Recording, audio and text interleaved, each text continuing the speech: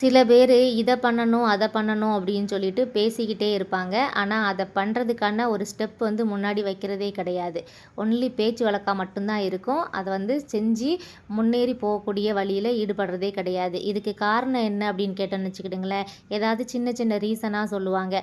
நம்ம வந்து ஒரு விஷயம் பண்ணுறோம் அப்படின்னு சொன்னால் நம்மளை சுற்றி இருக்கவங்கள அதை ஏற்றுப்பாங்களா, நம்ம கூட இருக்கிறவங்க நமக்கு சப்போர்ட் பண்ணுவாங்களா, நம்ம குடும்பத்தில் அதை எப்படி பார்ப்பாங்க அப்படின்னு சொல்லிட்டு நம்ம சின்னதாக ஸ்டார்ட் பண்ணக்கூடிய ஒரு விஷயத்தை கூட நம்ம பல சின்ன சின்ன ரீசனை சொல்லி ஸ்டார்ட் பண்ணாமல் இருப்போம்.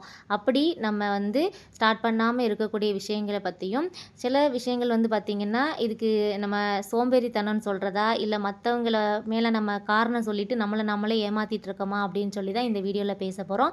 அது மட்டும் இல்லாமல் இந்த விஷயத்தை நம்ம ஸ்டார்ட் பண்ணலாமா வேண்டாமா அப்படின்னு சொல்லி யோசிக்கிறதுலே பார்த்தீங்க அப்படின்னு சொன்னால் ஒரு 3 ரகம் இருக்குது.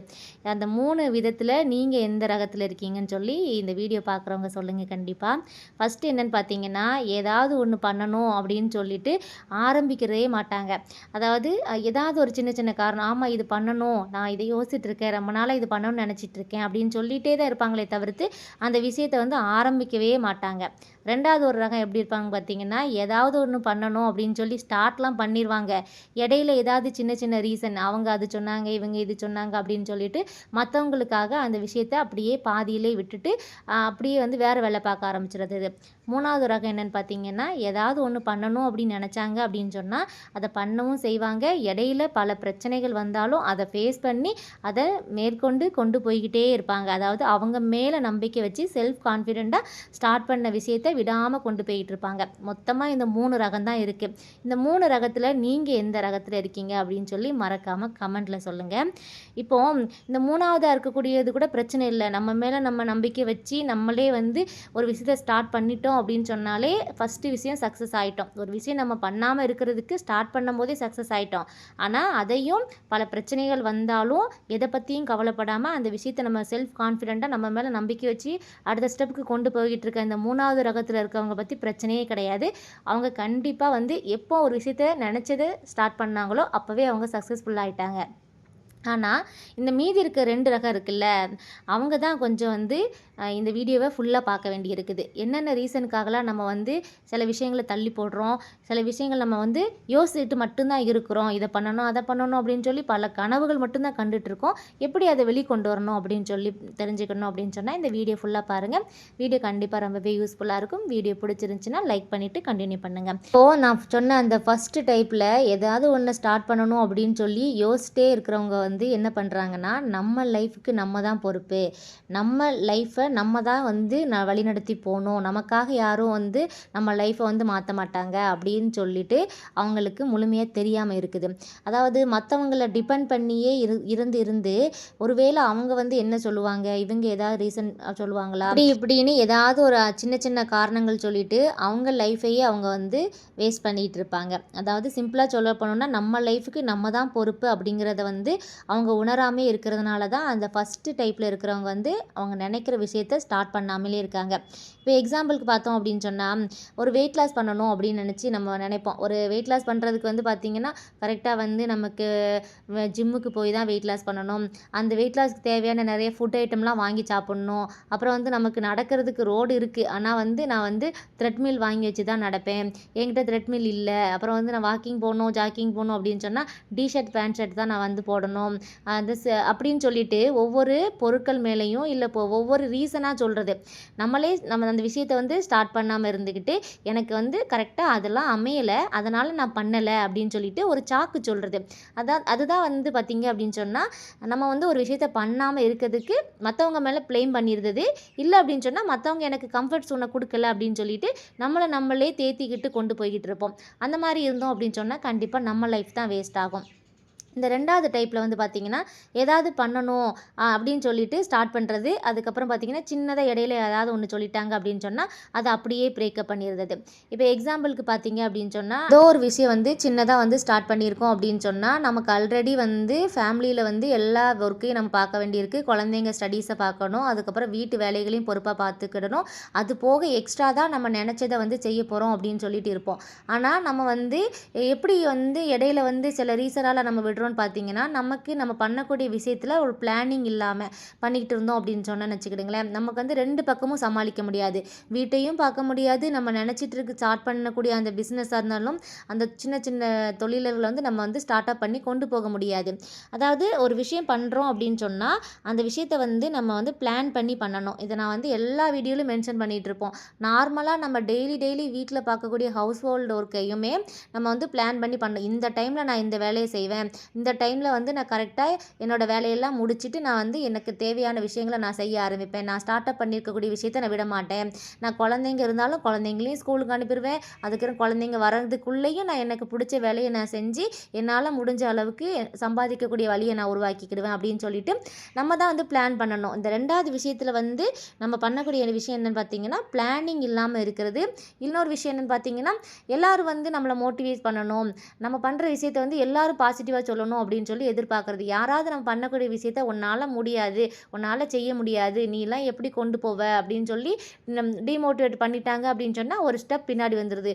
ஓகே, அவங்க சொல்கிற மாதிரி நம்மளால் முடியாது போல், நம்ம ஏன் கொடுத்து கஷ்டப்பட்டு கிடக்கணும் நம்மளோட உழைப்பை, நம்ம ஃப்ரீயாக இருக்கலாமே வீட்டு வேலையை பார்த்தோம் அப்படின்னு சொல்லிட்டு மாறி போய் பின்னாடி வந்துடுறது.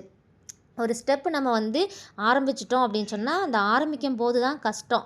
ஆரம்பிச்சாச்சு, அதை ரன் பண்ணிகிட்ருக்கோம் அப்படின்னு சொல்லிட்டாலே நீங்கள் சக்ஸஸ்ஃபுல் ஆகிட்டீங்க. மற்றவங்களுக்காக உங்களை நீங்களே வந்து ஏமாற்றிக்காதீங்க. அவங்க சொல்கிறாங்க, உங்களை வந்து டிமோட்டிவேட் பண்ணுற மாதிரி கண்டிப்பாக சொல்ல தான் செய்வாங்க. எப்போதுமே வந்து யாருமே நம்ம பண்ணக்கூடிய விஷயத்தை வந்து நீ சக்ஸஸ் ஆயிடுவ அப்படின்னு சொல்லி சொல்ல மாட்டாங்க. எக்ஸாம்பிள் பார்த்தீங்க அப்படின்னு சொன்னால், நீங்கள் ஒரு விஷயம் பண்ணுறீங்க அப்படின்னு சொன்னால், அதில் பண்ணி நீங்கள் சக்ஸஸ்ஃபுல்லாக வந்துட்டீங்க அப்படின்னு சொன்னால், எனக்கு அப்போவே தெரியும் இந்த பொண்ணு கெட்டிக்காரி, ஒரு விஷயத்த ஆரம்பிச்சான்னா கண்டிப்பாக சாதிப்பான்னு எனக்கு தெரியும் அப்படின்னு சொல்லுவாங்க. அதே இது நீங்கள் வந்து அந்த விஷயத்தை ஸ்டார்ட் அப் பண்ணி அதுக்கப்புறம் நீங்கள் வந்து அந்த விஷயத்தை பிரேக் பண்ணிட்டீங்கன்னா என்ன சொல்ல போகிறாங்க, எனக்கு தெரியும் இவ அப்போவே வந்து ஸ்டார்ட் பண்ணும்போதே நினச்சேன், இவெல்லாம் அதுக்கு சரிப்பட்டு வரமாட்டா, இதை எப்படி மேற்கொண்டு செஞ்சு கொண்டு போவான்னு நான் அப்போவே யோசித்தேன், கரெக்டாக நான் நினச்ச மாதிரியே வந்து அந்த தொழிலை விட்டுட்டா அப்படின்னு சொல்லிடுவாங்க. இன்னொரு 3வது விஷயம் என்னென்னு பார்த்தீங்கன்னா, இது 2 தரப்பையும் தாண்டி இவ தான் வாய்க்கிலேயே பேசிக்கிட்டு தான் இருப்பாளே தவிர்த்து எந்த விஷயத்தையும் செய்ய மாட்டா, எதுக்குமே வந்து சரிப்பட்டு வரமாட்டா அப்படின்னு சொல்லிட்டு நம்ம வந்து ஒரு விஷயத்த சொல்லிக்கிட்டு மட்டும் இருந்து ஸ்டார்ட் பண்ணாமல் இருந்தாலும் நம்மளை சுற்றி இருக்கவங்க வந்து ஏதாவது சொல்லுவாங்க. நம்ம சக்ஸஸ் ஆனாலும் சொல்லத்தான் போகிறாங்க, நம்ம பிரேக்கப் பண்ணாலும் சொல்லத்தான் போகிறாங்க. ஆக மொத்தத்தில் நம்மளை சுற்றி இருக்கிறவங்க வந்து எதையாவது ஒன்று சொல்லிக்கிட்டே தான் இருப்பாங்க. நீங்கள் மற்றவங்களுக்காக வாழாதீங்க. ஒரு விஷயத்தை நீங்கள் தொடர்ந்துங்க போகிறீங்க அப்படின்னு சொன்னால் உங்கள் மேலே நம்பிக்கை வச்சு நீங்கள் கான்ஃபிடெண்ட்டாக ஸ்டார்ட் பண்ணுங்கள். இப்போது ஒரு எக்ஸாம்பிளுக்கு நானே சொல்கிறேன் பாருங்களேன். இந்த யூடியூப் சேனல் ஸ்டார்ட் பண்ணும்போது நான் வந்து நான் ஃப்ரீயாக இருக்கிறேன், வீட்டு வேலையெல்லாம் முடிச்சுட்டு பசங்களெல்லாம் பார்த்துட்டு எனக்கு இருக்கக்கூடிய டைமில் நான் வந்து சின்னதாக வீடியோ எடிட் பண்ணி போடுறேன். அது எனக்கு பிடிச்சிருந்துச்சு. ஆனால் என்னை சுற்றி இருக்கிறவங்க வந்து என்னை வந்து பல விதத்தில் வந்து பார்த்திங்கன்னா என் கூட பழகுனவங்கள இதெல்லாம் தேவையா, இதெல்லாம் ஒரு வேலையா அப்படின்னு சொல்லிட்டு சொன்னாங்க. அது வந்து எனக்கு பிடிச்சிருக்கு, நான் இதை வந்து நான் பிரேக்கப் பண்ணவே மாட்டேயா, பல ரீசன் சொன்னாங்க. இடையில வந்து எனக்கு நிறைய டிஸ்டர்ப் கூட ஆச்சு ஃபேமிலியில். இதனால் கூட சில விஷயங்கள்லாம் வந்து நெகட்டிவாக பேச ஆரம்பித்தாங்க. அதை பற்றிலாம் கவலையே இல்லை. நான் ஒரு விஷயம் பண்ணுறேன், எனக்கு இது பிடிச்சிருக்கு, இதன் மூலம் என்னோடய லைஃப்பை நான் வந்து லீட் பண்ண போகிறேன் அப்படின்னு சொல்லிட்டு நான் வந்து ஸ்டார்ட் பண்ணேன். அதை நான் வந்து பிரேக்கப்பும் பண்ணல. என் மேலே எனக்கு நம்பிக்கை இருந்துச்சு. நான் அதனால் வந்து நான் என்னையே மோட்டிவேட் பண்ணிப்பேன். அப்பப்போ நான் இதுக்காக யாரையும் டிபெண்ட் பண்ணி இல்லை. இப்போ நான் இந்த வீடியோ நான் எடுக்கிறேன்னா நானே தான் எடுப்பேன், நானே தான் மேக் பண்ணுவேன். பசங்க வந்துட்டால் பசங்களையும் பார்க்கணும், ஹஸ்பண்ட் ஆஃபீஸ் போனதுக்கப்புறம் இதுக்குன்னு டைமு காலையில் எழுந்திரிச்சு அதுதான் நான் என்னோடய வீடியோ எல்லாத்துலேயும் மென்ஷன் பண்ணியிருப்பேன். நான் காலையில் எழுந்திரிச்சு பசங்களை எப்படி பக்காவாக ரெடி பண்ணி டென்ஷனே இல்லாமல் ஸ்கூலுக்கு அனுப்பிட்டு, அவங்க ஸ்கூல் பண்ணதுக்கப்புறம் ஹஸ்பண்டை ஆஃபீஸ் அனுப்பிட்டு, அதுக்கப்புறம் வீட்டு வேலையெல்லாம் முடிச்சுட்டு டைமு இதெல்லாம் இந்தந்த டைமுக்குள்ளே முடிக்கணும். இந்த டைமில் வந்து நான் வந்து இதுக்காக நான் ஒர்க் பண்ணணும், வீட்டு வேலையும் இதுக்கப்புறம் செய்யணும், இது முடிச்சதுக்கப்புறம் நான் லஞ்சு ப்ரிப்பேர் பண்ணணும், அதுக்கப்புறம் பார்த்திங்கன்னா நான் டியூஷன் எடுக்கிறேன், அதையும் பார்க்கணும். அப்போ அந்த டைமிங் வந்து நான் வந்து செட் பண்ணிக்கிட்டேன். மற்றவங்க வந்து எனக்காக வாழ போகிறது கிடையாது, எனக்கு பிடிச்ச வாழ்க்கையை நான் தான் வாழ போகிறேன் அப்படிங்கிறது நம்மளோட மைண்ட் செட்டாக வச்சுக்கணும்.